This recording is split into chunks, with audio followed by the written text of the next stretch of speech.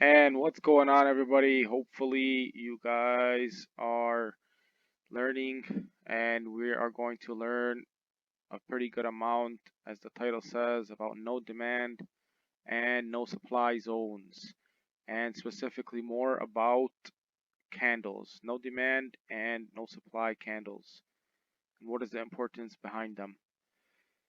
A famous quote by Ray Dalio, the biggest hedge fund manager in the world, says, in order to be successful, you're betting against the consensus and you have to be right.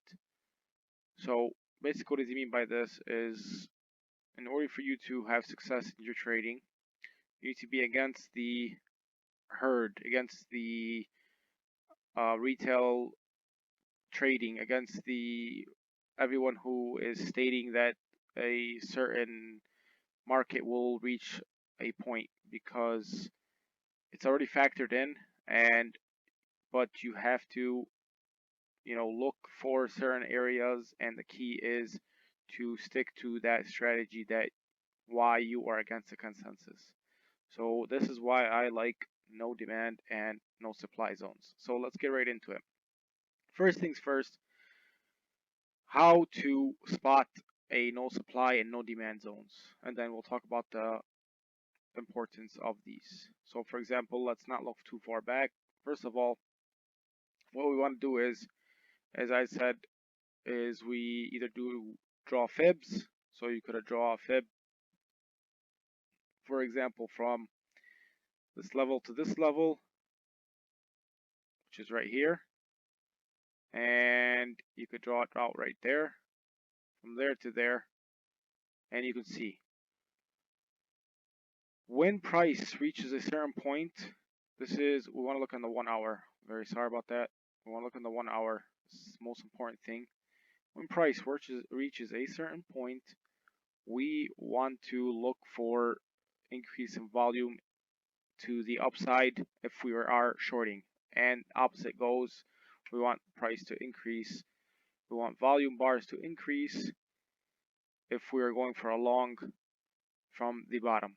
So as you see here, volume increased heavily. This was a long trade. Volume increased up here as we reached to this point. So we want to look for a short. Now, this is how I spot no demand and no supply zones. So for example, we can come here, we can look back over here, and we can see this area right here. So this is a significant level because of the fib area, and you are approaching the previous support, previous area that was broken, and a lot of supply is going to come into this area. So the reason we call it no demand is because there is no longer demand for it, so it is going to decrease. There's no longer demand, so that's why the price will not increase. So it's called a no demand. The opposite goes for no supply. There is no longer supply, so the price has to increase. And this is exactly how you spot them. Again, it also depends on the time of day. I always say this, it depends on the time of day, because you don't want to be trading a no demand or no supply when liquidity isn't so strong. So for example, you're going to have a lot of no demands in this area. So you had a no demand in this area, you had it over here. Okay. Anyways, so now time of day is fine. It's 8, a.m. and we get this candle right here. So we get the candle right here. Look at all this volume right here. As we went to the upside, retrace back, and a no supply, a no demand comes in right here. And this one, you don't want to take the trade. No demand comes in on this one right here. This is a very clear no demand right here. You can see the candle right there, and you can see the volume bar is lower than the previous two, so it has to be lower than the previous two volume bars.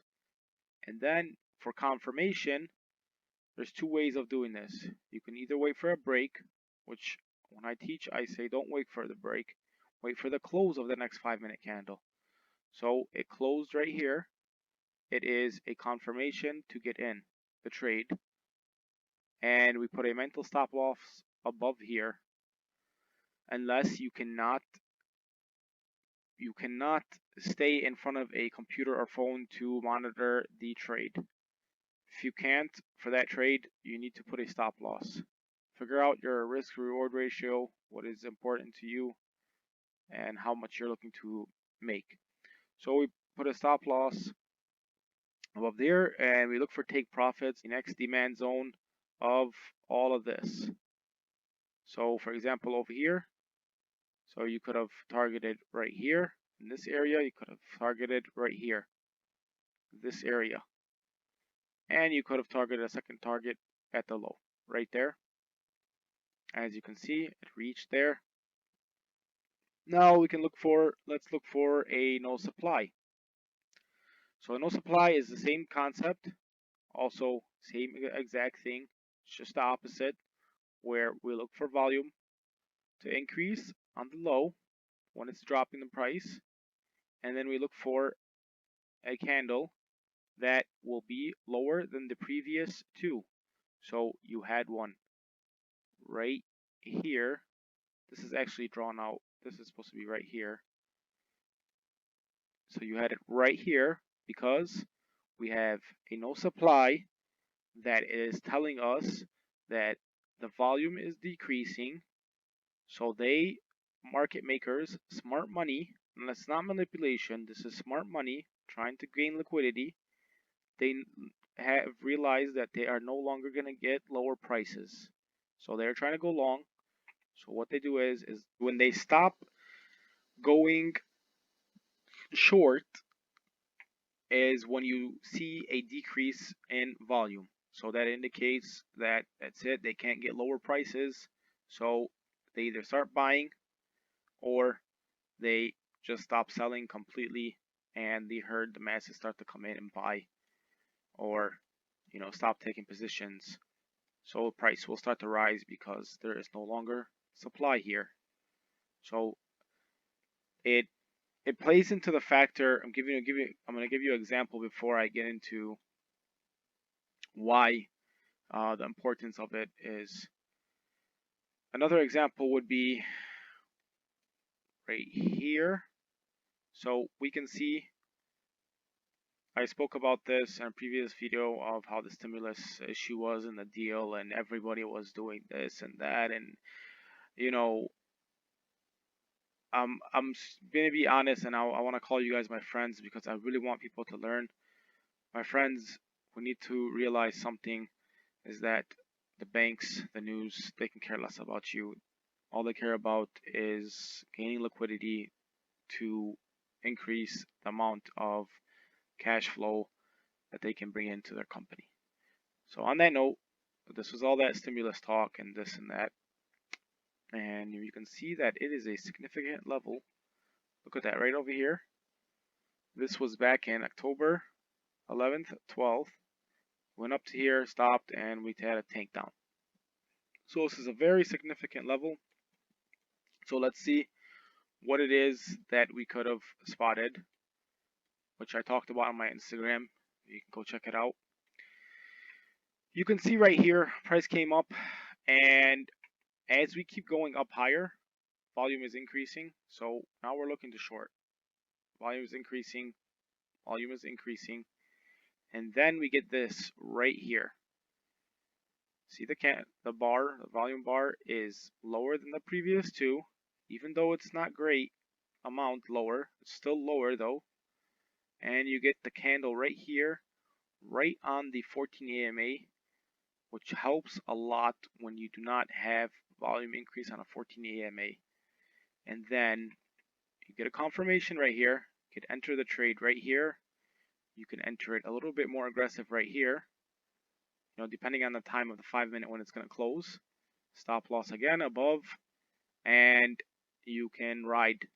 Then we had this also come up right here, another no demand right there, and again for a short. So what happened is price collapsed, and you could have targeted this area right here because it broke this area, but your main target would have been all the way again down to this area. How convenient. Price went all the way down. So pretty sure by now that's kind of obvious about what no demand and no supply candles are and how to spot them. So the importance of these no supply and no demand candles is, I'm gonna give you an example of in real world situation. So Kanye West has, I don't care about what your opinions are about the guy. I don't have an opinion about him. I don't. This is about trading. Don't bring emotions involved into any trading. Just an example. An example about Kanye West's Yeezys. The only reason that it is such a high price is because they limit the supply in the market. As soon somebody could say they are selling, I don't know exactly the price how much they sell their pair of shoes for. Just let's say for sake of making an even number, let's say they sell their pair of shoes for $1,000.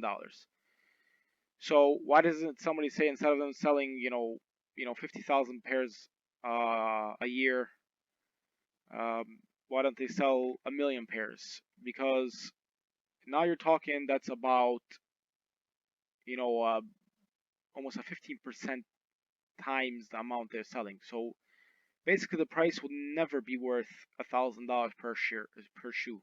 It'd be worth only around like 100, 150 bucks. The problem is with that is you're not only bringing the price down because there's more supply now, is you are also at the same time allowing a less demand to show up for that shoe because of the fact that it is such a highly um, achievable product to purchase. So there's no longer going to be demand. So the same thing happens here. So there's no longer going to be demand because it is no longer something that is attractable. So what do they do is price will decrease. So right here, same concept, no demands, no demands. So price decreases. And then the thing is over here is, for example, no supply. So there is no Yeezys in the market. There's none of that shoe that you can buy in the market. So the price of that shoe becomes valuable. So this is why we get an increase in price. Hope that example kind of explained why. And now the really grave thing that I would like to talk about is the importance of understanding supply and demand candles is a very fast thing that you have to, in time when you practice, you will start to find them quicker because you want to find them quick because the big boys see these. The retail traders do not see these. So the big boys, when they see these, they start to go with the big boys and they start to go with the smart money. So more smart money goes into that direction. Either be no demand direction, so to the downside, or no supply direction and to the upside.